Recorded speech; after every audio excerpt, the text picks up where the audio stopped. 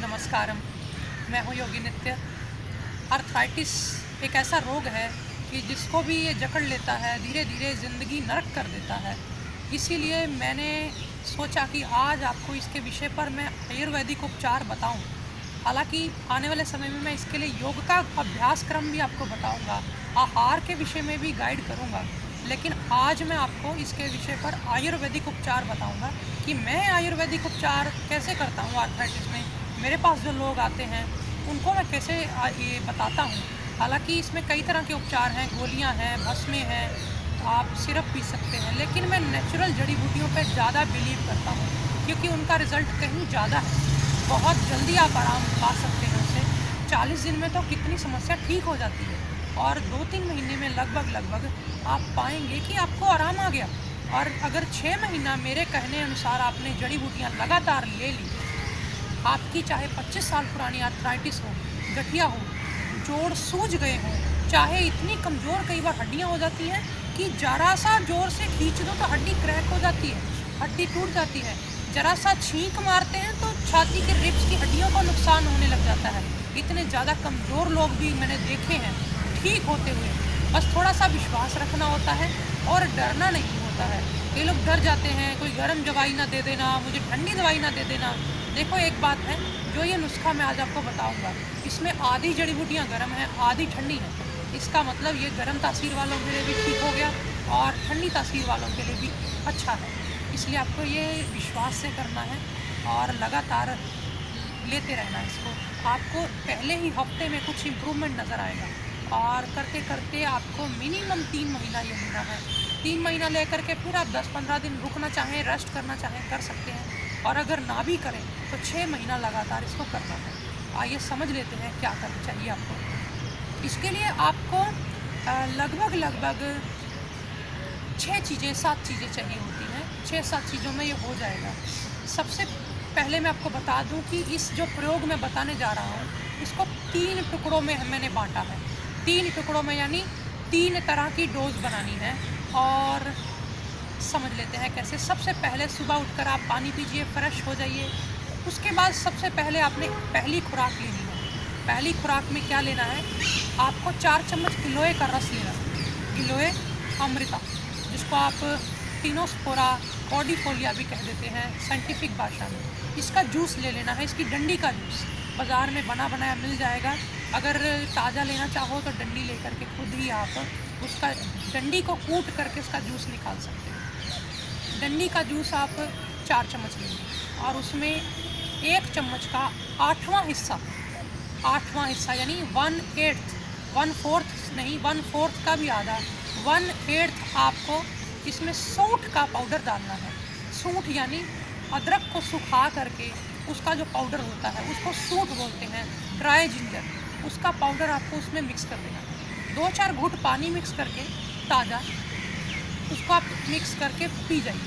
हालांकि गुनगुना पानी मिलाना चाहो सर्दी में तो सर्दी में गुनगुना पानी, गर्म पानी भी मिला सकते हैं। तो ये आपको पी लेना। पी करके फिर लंबी श्वास लो, अपना कपालभाति करो, अनुलोम विलोम करो। थोड़े बहुत जोड़ों को चलाने के लिए, स्टिफ जोड़ों को चलाने के लिए मैंने व्यायाम, हमारा दूसरा चैनल नित्यानंदम श्री, वहाँ पर आप जा कर के देख सकते हैं, आपको वीडियोस मिल जाएंगी। इस वीडियो के नीचे डिस्क्रिप्शन बॉक्स में भी मैंने उसका लिंक डाल रखा है। जोड़ों के सूक्ष्म व्यायाम वो सारे आप कर लेना, थोड़े प्राणायाम कर लेना। फिर जब 40 मिनट आपने प्राणायाम कर लिया, 10 से 20 मिनट आपने हाथों के और पैरों के सूक्ष्म व्यायाम कर लिए ताकि शरीर खुल गया उससे, और फिर उसके बाद दूसरी खुराक लेनी है। दूसरी खुराक में 3 चीज़ें आपको लेनी है। एक है पुनर्नवा, ताज़े पत्ते मिल जाएँ, टहनियाँ मिल जाएँ तो उसके ताज़े पत्ते और टहनियाँ सब आप ले लेना।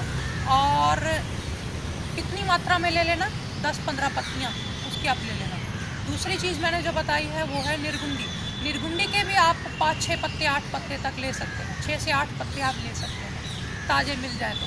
और आपको मैं बाद में बता दूंगा कि अगर ताज़े पत्ते नहीं मिलते तो क्या करना है, आप चिंता न करें। तीसरी चीज़ जो है वो इसमें डालनी है हरसिंगार। हरसिंगार का भी पौधा पेड़ होता है, बड़ा मशहूर है, आप इंटरनेट पे भी सर्च कर सकते हैं, माली से जा कर के पता कर सकते हैं। हरसिंगार के पत्ते भी आपने 5-6 ले लेने हैं, यानी 5-6 पत्ते निर्गुंडी के, 5-6 पत्ते हरसिंगार के और 10-15 पत्ते पुनर्नवा के। आपने तीनों को कूट लेना है। कूट करके आपने इसको पानी में डाल देना है, 1.5 गिलास पानी। 1.5 गिलास पानी में डाल करके आप इसको अच्छे से हल्की आंच पे बॉईल करें। ध्यान रहे स्टील के बर्तन में बॉईल करना, ज़्यादा फ़ायदा लेना है तो मिट्टी के बर्तन में बॉईल करना, इसको एल्युमिनियम के बर्तन में बॉईल नहीं करना।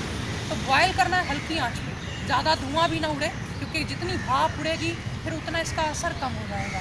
भाप अंदर ही रहे, धीमी धीमी आंच पे बॉईल करके जब आपको लगे कि पानी सूख करके 1/3 रह गया है, यानी तीसरा हिस्सा पानी रह गया है, 2 हिस्से पानी सूख गया है, तो आप इसके पानी को, गैस को बंद कर देंगे और ढक के रख देंगे।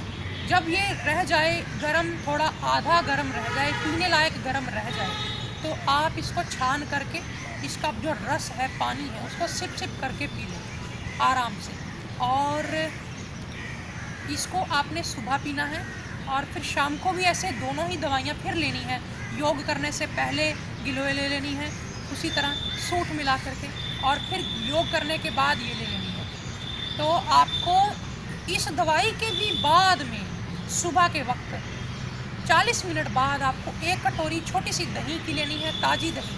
खट्टी दही नहीं चलती आर्थराइटिस में, ताज़ी दही आप 1 छोटी कटोरी ले सकते हैं। उसमें आपको 1 गेहूं के दाने जितना चूना मिला करके, पान वाले से मिलता है चूना, उसको मिला करके आपने थोड़ी शक्कर मिलाना चाहो शक्कर मिला लो, नमक काली मिर्च मिला के सूंठ डाल लेनी है साथ में। फिर से सूंठ मिला लेने से दही आर्थराइटिस वालों को सूट कर जाती है। फिर भी अगर आपको लगे कि मुझे दही नहीं सूट करती, क्योंकि 100 में से 50-60 लोगों को सूट करती है, 50-60 लोगों को सूट नहीं करती दही, तो अगर आपको दही सूट नहीं करती तो आपको फिर नाश्ता कर लेना है। नाश्ता करके फिर 1-1.5 घंटे बाद वही चूना शहद में मिला करके, आधा चम्मच या 1 चम्मच शहद में गेहूं के दाने जितना चूना मिला करके चाट लेना है। फिर उसके बाद 1 घंटा कुछ नहीं खाना है, यानी आपने नाश्ता किया, नाश्ते के घंटे बाद पानी पिया, पानी पी के 10 मिनट बाद इस चूने वाले प्रयोग को आप कर लीजिएगा। चूने वाला प्रयोग आपको शाम को नहीं करना है, लेकिन जो पहले 2 प्रयोग बताए वो सुबह भी करने हैं, शाम को भी करने हैं। इतना अगर आप कर लें तो आप पाएंगे आपकी आर्थराइटिस हार्डली 5-6 महीने में ठीक हो जाएगी। हालांकि इसमें क्या खाना, कैसे करना योग, क्या क्या परहेज करने हैं, क्या गलतियां आप करते हैं जिससे आर्थराइटिस बढ़ता है, ये सारा मैं आने वाले समय में बताऊंगा। तो एक ज़रूरी बात, यदि आपको ये ताज़ी जड़ी बूटियाँ नहीं मिलती हैं तो क्या करें। ताज़ी जड़ी बूटियाँ ना मिले तो उस हालत में सारी की सारी जड़ी बूटियाँ पंसारी वाले से आप सूख ही ले आएँ। तो उसको पंसारी वाले से पिसी हुई नहीं लेनी है, साबुत लेकर आनी है, घर आकर के उखल में पीसनी है, मिक्सी में नहीं पीसनी है। इतनी पीस लो कि जिससे कि वो मोटी मोटी कूट लो। ज़रूरी भी नहीं है कि बिल्कुल बारीक पाउडर बने, मोटा मोटा पाउडर, जैसे जौ को कूट लेने पर मोटा मोटा जौ बन जाता है कूटा हुआ, इसी तरह ही जड़ी बूटियों को कूट लें। तो गिलोय की रस ना मिलने की हालत में, हालांकि अगर मिल जाए गिलोय का रस तो गिलोय का रस ही प्रयोग करो। अगर रस नहीं मिलता है तो गिलोय का पाउडर उसी तरह कूट के कर लो, डंडी का, पत्तों का नहीं, गिलोय की डंडी, सूखी डंडी का, ताज़ी डंडी का भी कर सकते हो। तो आप उसको उसी तरह 1 चम्मच आप उसका कूटा हुआ चूरा पाउडर, उसको 1-1.5 गिलास पानी में बॉयल करके, जब वो तीसरा हिस्सा पानी रह जाए फिर उसी तरह उसको सिप सिप करके छान कर पीना है। इसी तरह 3 जड़ी बूटियाँ जो मैंने बताई उसमें सूंठ मिला के पीना है। सूंठ को भी बॉयल कर सकते हो जब आप बॉयल ही करने लगे हो गिलोय को। इसी तरह जब आप ये 3 जड़ी बूटियाँ जो मैंने बताई, पुनर्नवा, निर्गुंडी और हरसिंगार, अगर ताज़ी ना मिले, ताज़ी मिल जाए तो बहुत अच्छा, इसके पेड़ लगा लो, पौधे लगा लो। और अगर ताज़ी ना मिले तो पंसारी वाले से जाके तीनों साबुत ले आओ। उसको बोलो हरसिंगार का पंचांग दे दो। पंचांग यानी हरसिंगार की पत्तियाँ, टहनियाँ सब मिल जाएंगी। पतंजलि जो बाबा रामदेव जी हैं वो भी इसका बनाते हैं, हरसिंगार का। पारिजात भी कह देते हैं इसको कई लोग, पारिजात का क्वाथ आप भी ले आइए। और निर्गुंडी और पुनर्नवा, इसका भी पंचांग मिल जाएगा। पंचांग यानी पत्ते, टहनी, सब कुछ मिक्स, तो उसको आप ला के घर में कूट लेंगे। सबका आधा आधा चम्मच ले लेना, 3 जड़ी बूटियाँ हैं, आधा आधा चम्मच लेंगे तो 1.5 चम्मच सुबह हो जाएगा, 1.5 चम्मच शाम को हो जाएगा। ज़्यादा पुरानी जड़ी बूटी मत लेना, कई बार जड़ी बूटियों को कीड़ा लगा होता है, साफ़ सुथरी देख कर लेना, तो आपको ये भी काम आ जाएगी। आज फ़िलहाल इतना ही, नमस्कार।